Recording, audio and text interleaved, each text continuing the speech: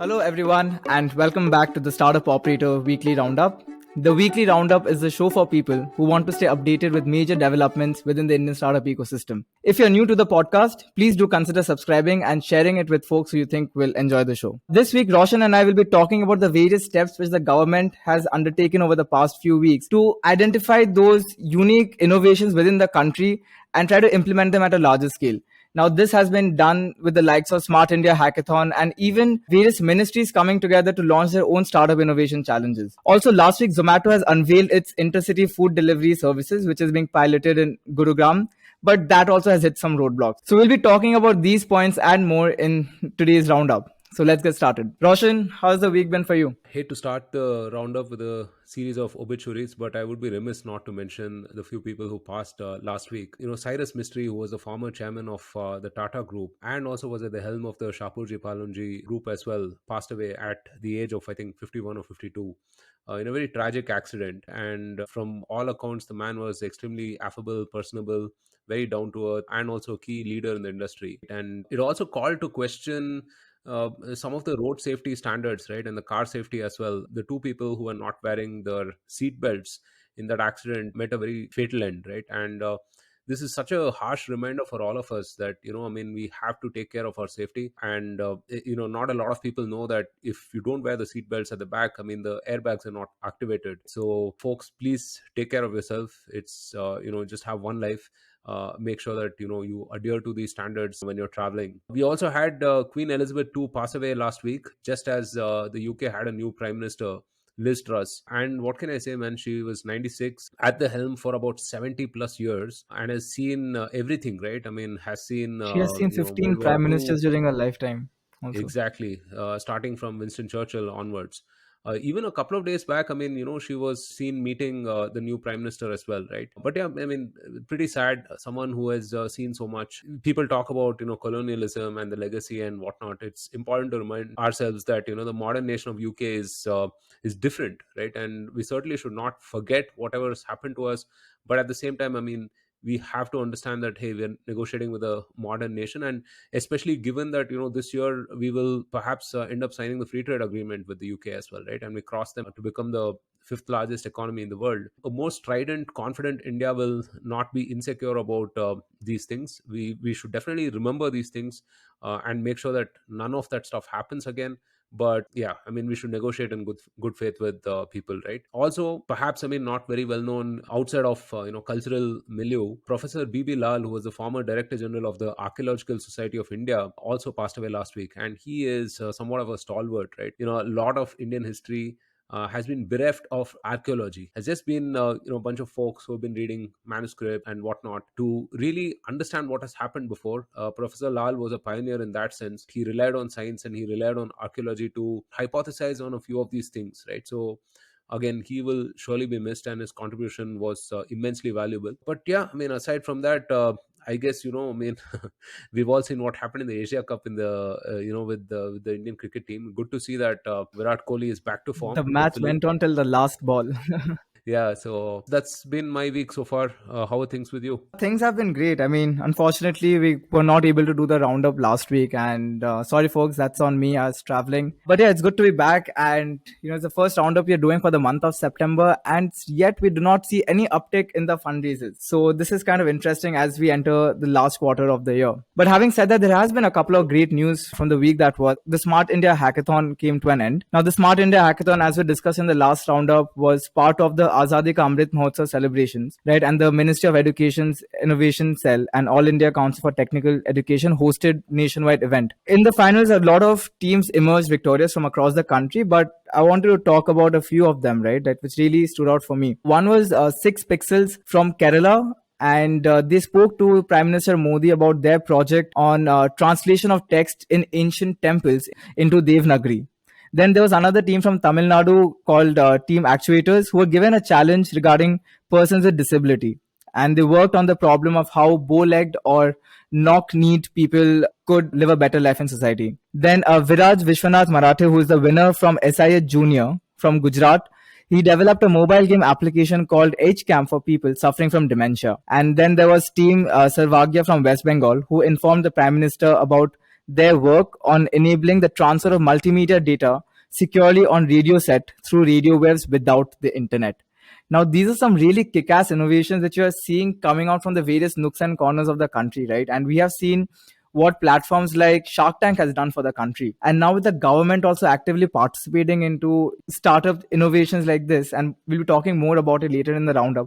I'd just like to get your thoughts on the Smart India Hackathon. Yeah, no, I'm a big fan of democratizing problems, innovation, challenges to a wider base of the demographic, because as you see, you're going to see solutions to problems from as far and wide as possible, right? I mean, some of these folks have been working with the DRDO, the Consumer Affairs Ministry, the National Disaster Response Force, etc. Right? I mean, and this is amazing. I mean, this is. Really good that we're able to solve these problems, right? And also, see, think about it, right? I mean, these are folks who may not enter that VC track of things, right? Because VC fundable businesses are very, very finite, right? So obviously you will require support and encouragement for other types of problems as well, right? Folks who are working on hardware, for example. Now these folks will not be able to garner as much love and admiration from typical VC types, right? I mean, who fund consumer startups or SaaS startups or whatever. But they're working on equally important technology. I mean, we're going to talk about Samudrayaan Mission and whatnot later, right? I mean, a lot of this core science and technology innovation will require a lot of encouragement and support. So I'm really, really glad that the government has opened up this challenge to a wide base, right? And I'm really looking forward to the sort of innovation that can come out of it. Yeah. Even another one. I mean, it's not only these central government projects, but also various other ministries that are, stepping up and throwing problem statements to the startup community, right? And the companies actually innovating in the space. So last week, the Ministry of Housing and Urban Affairs had onboarded 76 startups under the India Water Pitch Pilot Scale Startup Challenge. But the shortlisted startups will be provided financial support of up to rupees 20 lakhs each to work in the fields of water supply, used water management, water body rejuvenation, and etc. The starters have been shortlisted by the ministry through a challenge process, which was launched earlier in March 2022 under the Amrut 2.0 mission. This competition was conducted for students by the ministry under Mission Amrit Sarovar to spread awareness among masses about conservation of water bodies.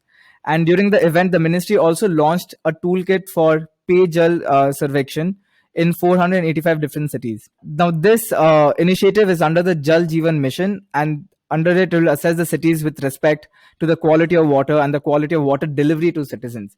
Now, I think as more of rural India is getting connected, projects like this will become more and more critical. Yeah, see, some of these schemes, right, like the Jal Jeevan Mission and so on. I mean, people, especially in cities, we take it for granted, right? I mean, we get like piped water and we're good with that. But people in the hinterlands still have to walk quite a distance to the nearby well or a bore well, pump or whatever it is to really get their water, right? And think about it. I mean, it's usually the women of the house who do this. And imagine how much of productivity loss, how much of aspirations are sacrificed for something like this, right? I mean, now something as simple as that can have a huge impact, huge impact. And the other thing is, for all of these policies as well, I mean, it's been very tech led, right? I mean, the government has been using Aadhaar, Jandan, all of that to ensure that last mile delivery. For instance, I mean, we had Ankit of Idea Forge on the podcast, and one of their early initiatives was to work with the government on the Awas Yojana in terms of using those drones to enable surveying and all of that, right? I mean, they also worked with Survey of India also on these things. Plenty of things to be positive on this front, right? The fact that we're taking population level measures, the fact that this is tech led so that it ensures last mile delivery, and the fact that these are such fundamental things. I mean, imagine all of these women who, instead of like going out to get water or whatever, they save an hour, maybe 2 hours a day, right? I mean, what a massive effect that can have. So very, very optimistic about all of these things. Yep. In other exciting news, Zomato has recently launched its intercity food transportation service, which allows customers to order special food items from different cities. We have known that Zomato has initiated a lot of industry first products, for example, the 10-minute delivery. Before Zepto made it famous, it was Blinkit who had actually tried experimenting with it. And like its 10-minute food delivery service, even this intercity initiative appears to have not taken off in the right foot. But anyway, I mean, I'm sure the company will be figuring all of the issues out. But food is freshly prepared by restaurants in a different city and is packed in reusable and tamper-proof containers to keep it safe during air transit. And they're using state-of-the-art mobile refrigeration technologies to preserve the food. And as soon as the customer receives it, they just need to heat it up in the microwave, how they would heat up normal food.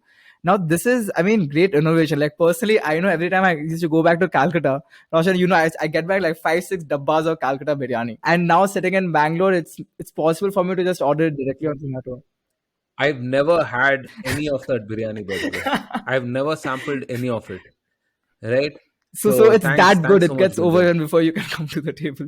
I need to get some new Bengali friends, really. But yeah, this is amazing. I mean, see, we've spoken about it plenty on the podcast that, Zomato, Swiggy will have to launch these premium value added services in order to improve the order value, right? Otherwise, I mean, it's going to stagnate at around 350, $400 at this point of time. And I think this is a phenomenal initiative, right? I don't know how it will pan out. I think the first level of anything will have a lot of bugs and chinks and whatnot to it. But yeah, I mean, I saw quite a lot of buzz on social media, someone ordering Meghna biryani from Bangalore to where they were in Mumbai, and then someone else ordering from some Bikaner sweets or something from Delhi or something. So there's a lot of buzz around this. I'm not sure, how the food will be, after 48 hours or something of travel and whatnot. Do they say it's the same day, or I mean, it might take a couple of So days? I could not find any information on that, but talking about the whole freshness of the food, right? I'm guessing they have come with some really cool innovation on the refrigeration space, because they are saying that once you receive the food, even after traveling the distance, you just have to heat it up like your normal Zomato delivery, right? So I Right. mean, I'm still No, yet it's a to try hard it. problem to solve. It's a hard problem to solve. Actually, I should. I mean, whenever it is live for all of us, I think now they're only piloting with a few of the users in few geographies, I suppose. Whenever it is live, I mean, I would love to order some kebabs from Khan Chacha in Delhi, right? For sure. Even if it's like 20% less good than what it is, I think it'll be much better than all the kebab shops in Bangalore, for sure. Shots Okay, but fired. having said that, right? I mean, of course, the quality of the food is definitely important. But how does this play in terms of unit economics? I mean, think about a food that's traveling by air coming to you. How much premium would you be willing to pay for it? That's a good question, right? But people will pay a premium, right? I mean, if you are the kind of person who wants something from, out of state, then you will be the kind of person who might pay a little extra to it. And I think the bet here is that you might pay extra for something like that rather than, extra for something which is a few kilometers away from your house. So it also has that little bit of swag factor as well, right? You can say that you ordered sweets from Bengal or biryani from Bangalore or Hyderabad or wherever and show off on social media, I suppose. It's definitely an interesting initiative, and as I keep saying, right, see, food is perhaps the hardest use case to solve with respect to logistics, because it has a finite shelf life, and it's also, I mean, perishable and fragile as well, right? I mean, if your matka breaks or whatever else breaks, right, I mean, it's a problem. Given all of those things, I think food is the hardest use case. If you get this right, especially in terms of last mile delivery to all of these different nooks and crannies of the country, I think, it opens up various other things that you could perhaps transit, right? So yeah, just another word in terms of Zomato being a pioneer, right? I mean, they're just such pioneering guys, man. I mean, really, for a company that is what, 15 plus years old, they just pioneer a lot of these things. And somewhere I don't know why they sort of lost out to Swiggy in terms of the delivery stuff, right? I mean, because I think Zomato should have figured that delivery was going to be the next big thing way back before, Swiggy even started. I don't think there's a reason for Swiggy to exist, really, if Zomato had initiated this earlier. But that's what they say, right? I mean, you can get everything right and one thing wrong, or perhaps one thing less right, and there's always someone around the corner waiting to scoop up that business opportunity, right? So yeah, interesting. Absolutely, yeah. In the last roundup, we also spoke about actually clarifying that, how there's going to be no charges being levied on UPI transactions, right? I think the government is still putting in a lot of effort to understand exactly like how the whole UPI architecture is working. The Indian Central Bank is currently looking to address the issues of transactions through UPI getting concentrated with just two players in the market, one being Google Pay and the other being Phone Pay. About 80% of transactions in UPI are concentrated in these two companies. And earlier, the NPCI, which is the National Payments Council of India, had even mandated a cap on onboarding new users by UPI player who have more than 30% market share. but again, that has not actually been implemented. At present, PhonePe enjoys 46% share in overall monthly UPI transactions, and Google Pay comes at a close second with 38%, and Paytm is at 13% market share. But having said that, you're also seeing how there have been talks of exporting UPI to other countries, and with that, we'll increasingly see an internationalization and adoption by other countries. And this will not only be a payment bridge for Indians, but also it will connect different countries together. Cross-border payments, which are, I mean, we have discussed in the past roundups that it's still stuck in the last century in terms of costs. And I think with this whole UPI innovation coming in, there will be lots and lots of scope for improvement. What do you think? How do you think this will play out? Yeah, so see, NPCI had earlier mandated a cap of around 30%. I don't think that has played out in reality, It right? hasn't even been As implemented yet. I Yeah, mean, as you it was mentioned, discussed. PhonePe has, I think, around 45, 46, and then Google Pay right after that. It's again, I mean, I understand the intent of this, right? Which is that no one entity should corner all of the share, right? But it will depend on, again, embedding the merchant solution as deeply as possible, as widely as possible, right? I suppose the government will have to sort of incentivize other players to start building and maintaining this, which is, it is a cost in itself, right? I mean, UPI for us is free, but someone is picking up the cost, right? I mean, it's either the banks or those entities that operate as intermediaries that are kind of picking up the cost. And at this point of time, we discussed that it's probably a few hundred crores annually in terms of maintenance, but this will quickly ramp up, right? I mean, this will very quickly ramp up, and especially when we consider like an internationalization of UPI or the India stack itself, there'll be a lot more overheads. So it's wise that the government is seeking to sort of break that monopoly, but do I see that happening anytime soon? I'm not sure, right? One thing is they may promote their own app, right, Beam, and they may promote that integration with a lot more merchants, right? I mean, especially with the ONDC coming up, right? So Beam could come embedded with all of these different merchants, right? I mean, without any tariffs or something of that sort. So yeah, that could be interesting, but it's a hard problem to solve, no doubt. So, I mean, we have seen that in the market, right? Among all the major UPI players that we discussed, right? Google Pay, PhonePe, and Paytm. I mean, it's so clear that Paytm has been the one who had been trying to push UPI the most. Still, today, it commands a market share of close to 13%, right? I mean, it should have been way more. What do you think went wrong over here?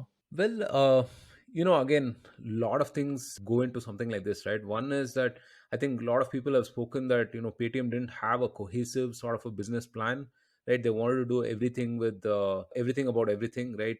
From Paytm Mall to payments to whatnot. And that somehow did not pan out. Whereas if you look at PhonePe, for instance, right? I mean, they started out as a payment service provider, right, and just focused on payments alone, right? And then they started adding some value added services like recharge and bill payments and whatnot, which were all allied services. And today, I mean, they're thinking of adding some e-commerce like attributes, right, for ONDC integration and whatnot. Again, see, these are, in hindsight, everyone is wise and erudite and whatnot, right? I mean, but it's just two paths that Paytm and PhonePe chose to go, right? Paytm went in the commerce to payments mode, and then PhonePe chose the payments to commerce mode, right? It's definitely interesting. We've spoken about Paytm earlier, that the fact that they have a national brand which is instantly recognizable in the nooks and corners of the country matters, right? It definitely stands for something, and it's just a question of maybe some kind of a new management to sort of steady the ship and align them, streamline the business operations and whatnot, to make sure that they're back on course again. We discussed like how also like customers will not be paying the cost for for making use of UPI transactions, right? For the UPI companies, all of these value added services actually become the money makers, because UPI can act as a great way to attract customers, right? It's a great customer acquisition strategy, but services need to be put around so that they're able to make money.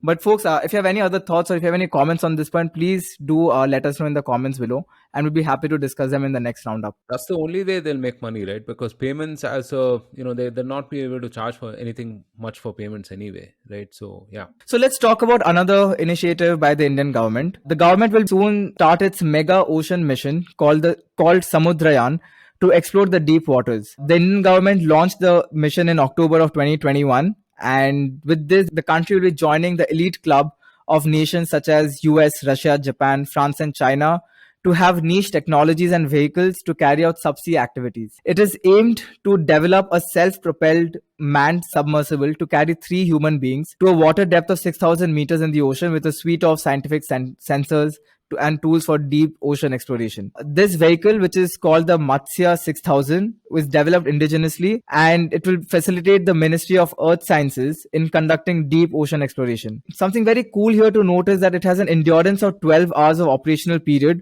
and 96 hours in case of emergency. Now, Roshan, this is actually great, right? I mean, you spoke about this earlier, that how vital it is to explore the core sciences, because especially for a country like India with its uniqueness in maritime positions, right, with 7,500 plus kilometer coastline, which is home to 9 coastal states and close to 1,400 islands, there's a massive opportunity waiting to be unlocked here. Can you talk to us about what these can be? Yeah, before I speak about that, I think if you guys haven't watched Rocketry, I think I highly, highly recommend that you go and watch the movie, right? It gives you a little bit of a flavor in terms of what has gone into our space research, right? I mean, today we talk about, the Mars mission, Chandrayaan, and whatnot, right? I mean, this has been decades in the making, I mean, a lot of people striving really hard, on problems for years together, right? 15, 16, 20 years. So all of these core science missions, the life cycle of these missions is a long, long way, right? I mean, it's not like you ship and iterate like in startups. It takes a lot of effort and it takes a lot of time.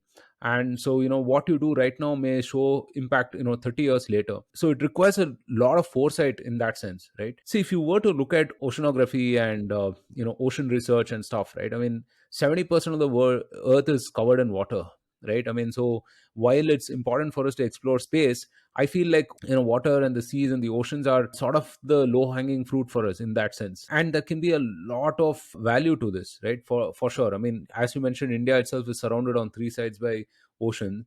Around 30% of the population is living in these coastal areas. There are a lot of use cases, right? I mean, if you go figure out the conditions and whatnot, and if you're able to, maybe use some IoT technology or whatever it is, it could aid in fisheries, aid in agriculture and whatnot, right? And we've spoken to some of the new age startups like Aqua Connect, for instance, right, which is combining deep tech with platform and financing for this whole fish rearing ecosystem.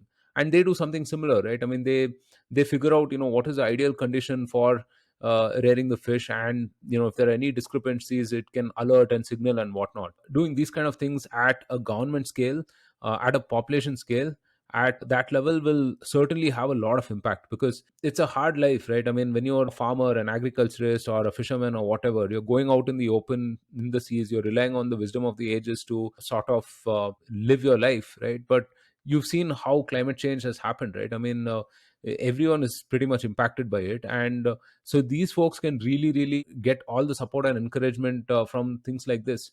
So I think it's amazing. And 6,000 meters under the sea, that's just like phenomenal.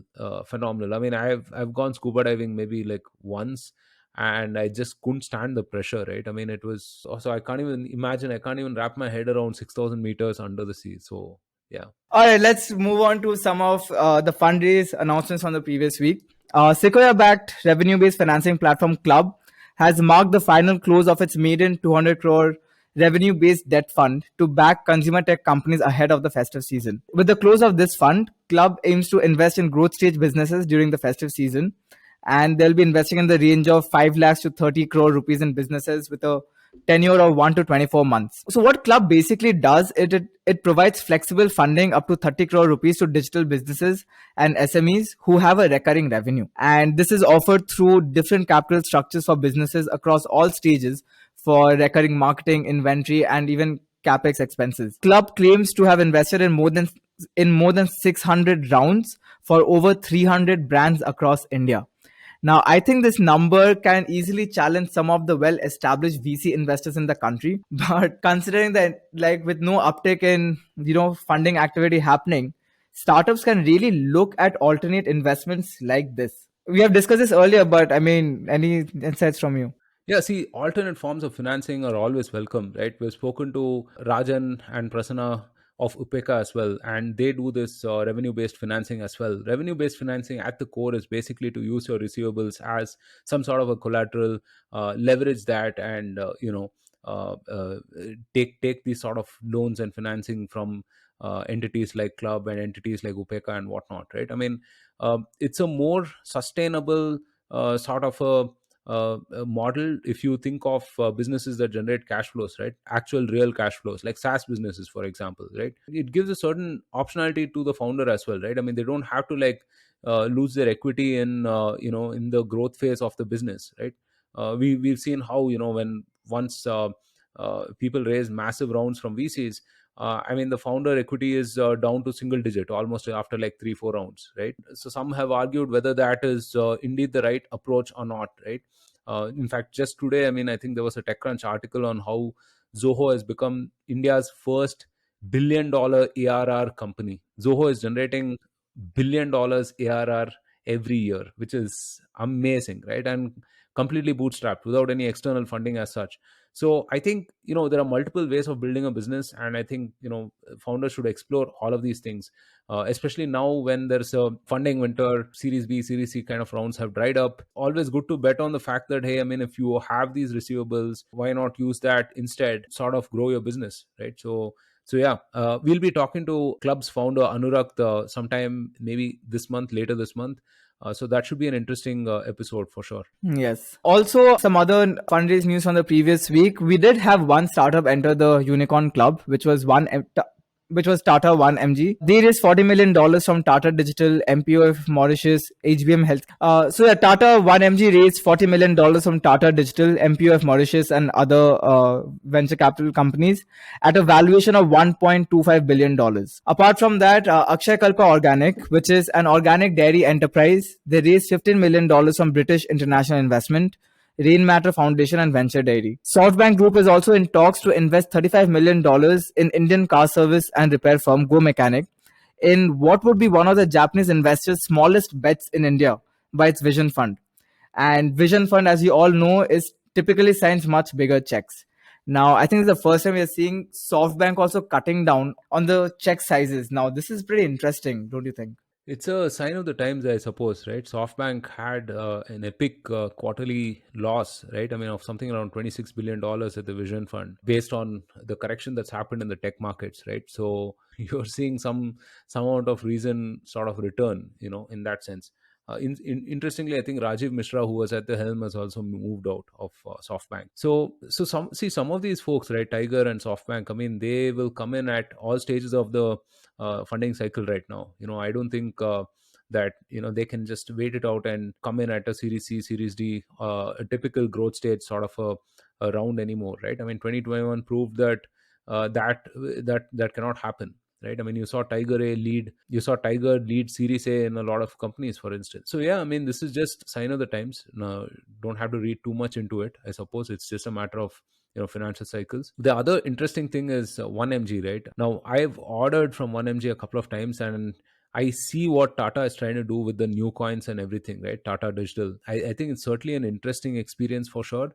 Right, I mean, I didn't even know that I had some 70 or 18 new coins, and I had $70 off, right, which is a moment of delight. So I don't know how they're going to bring everything together, but I do see the potential and promise of that. And 1MG, the online pharmacy space, obviously is huge, right? There's PharmEasy, which is, of course, planning to go IPO sometime, and then plenty of others as well in the whole health and wellness services space as well.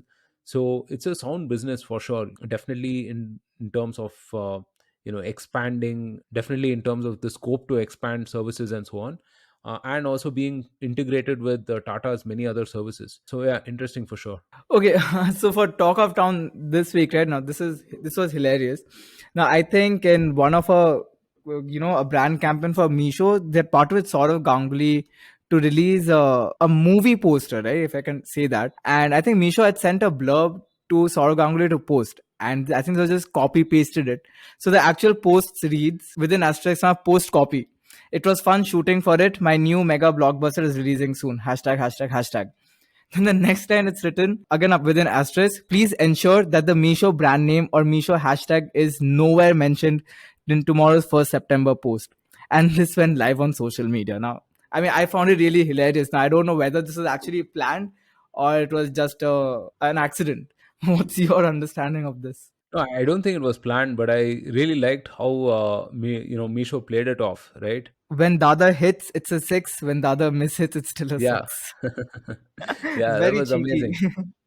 Yeah, they played it off well, I suppose.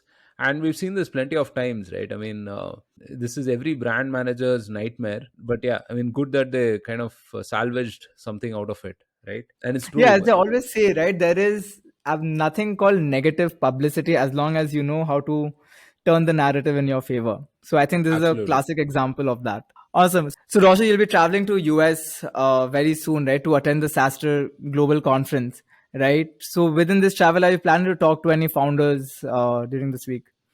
Yeah, yeah. I'm hoping to catch a bunch of these founders, in person and have a lot of interesting conversations. SaaStr, of course, is the mecca of SaaS, right? So it'll be very interesting. Apparently, about 10,000 people have registered, so it's going to be a massive, massive conference. Will be interesting for sure. So definitely some interesting content coming up. Awesome, great. So yes, folks, that is all for this week's roundup. If you enjoyed the content, don't forget to let us know in the comments below and do leave a thumbs up for us, as this really helps the algorithm to promote our podcasts more, so that folks like you are able to get this content. Apart from that, if you have any suggestions on what we can do better or what are the various topics that we should be talking about in future roundups, do let us know. On Twitter, our handle is at Operator Startup, and on LinkedIn, we are the Startup Operator. And along with that, if you like updates to be delivered straight into your WhatsApp, you can check out the link in the description below. So with that, we wish you a great week ahead, and Roshan and I will talk to you again next Sunday. Thanks, guys. Have a great week ahead.